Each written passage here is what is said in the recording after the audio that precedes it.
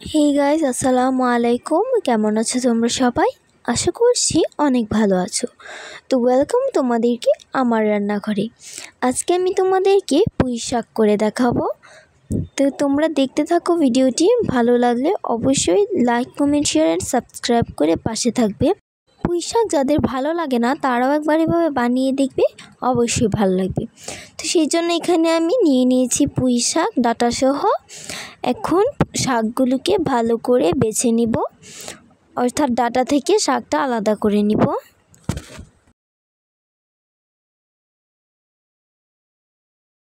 তো গাইস, তোমরা দেখতে থাকো, আমি শাকটাকে ভালো করে বেছে নিচ্ছি।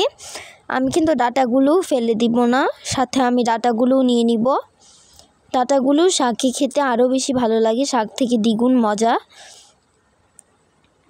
ভিডিওতে যেভাবে দেখাচ্ছি ঠিক সেভাবে তোমরা কেটে নিবে।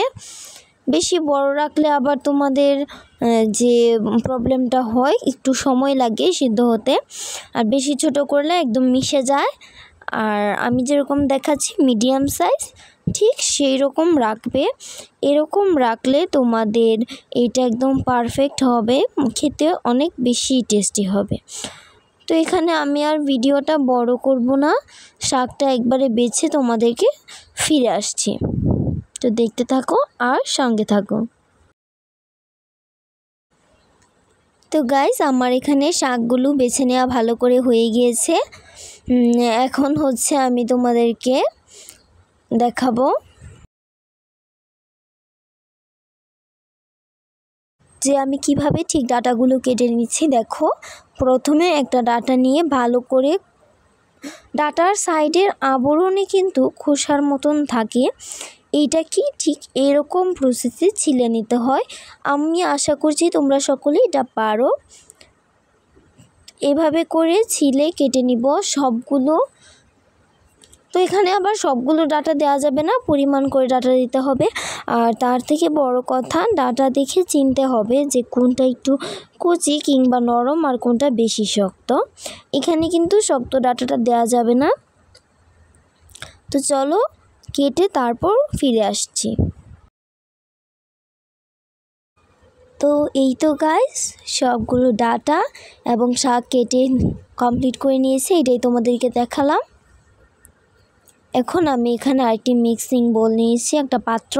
সেখানে আমি তোমাদের কাঁচামরিচ আর পেঁয়াজটা, রসুনটা দিয়ে ভালো করে ধুয়ে নিয়েছি। এখন এগুলোকে কুচি কুচি করে কেটে নিব। তোমরা দেখতে থাকো ভিডিওটা, আশা করছি ভালো লাগবে। ও হ্যাঁ, এখানে আমি শুকনো মরিচও নিয়েছিলাম, এই যে কয়েকটা, 4-5টার মতো শুকনো মরিচ।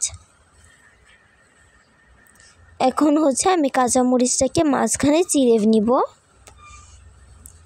কাঁচামরিচটা চেষ্টা করবে মাঝখানে চিড়ে দেওয়ার, কুচি কুচি করে দিলে একদম শাকের সাথে মিশে শাকটা ঝাল ঝাল হয়ে যাবে। আমি বলছি তোমাদের, তোমরা এইভাবে একবার ট্রাই করে দেখবে, তোমাদের কাছে শাকটা খেতে অনেক ভালো লাগবে। তো এদিকে আমার কথা বলতে বলতে কাঁচামরিচ চেরা হয়ে গিয়েছে। এখন আমি এখানে পেঁয়াজ আর রসুনটা ছিলে কুচি করে ধুয়ে কুচি করে কেটে নিব। এদিকে এটা করছি। আর আমি তোমাদেরকে একটা কথা বলি, আমার একটি ভিডিওতে, কেকের ভিডিওটিতে সিরিজ মমস লাইফস্টাইল নামের একজন আপু কমেন্ট করেছিল যে লাস্টে ভিডিও কোথায়। আপু, আমি তোমাকে বলছি যে আমার তোমাদের ভিডিও এডিটে একটু প্রবলেম হয়েছিল, আমি বুঝতে পারিনি যে এই আমার স্ক্রিপ্টটা কেন কেটে গিয়েছে। তো সেই জন্য আমি দুঃখিত আপু।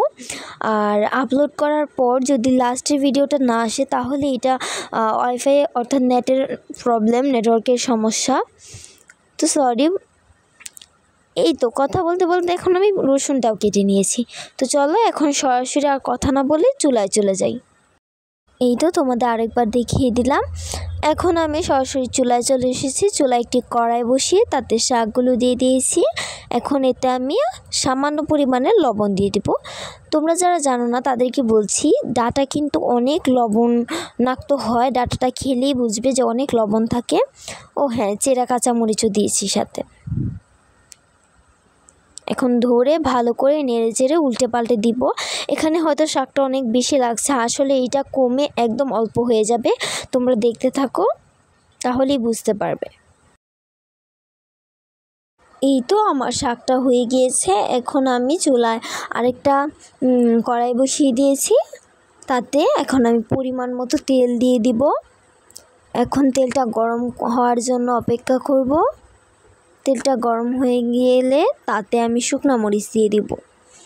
তো তেলটা গরম হয়ে গিয়েছে, এখন আমি এতে শুকনো মরিচগুলো দিয়ে দিব।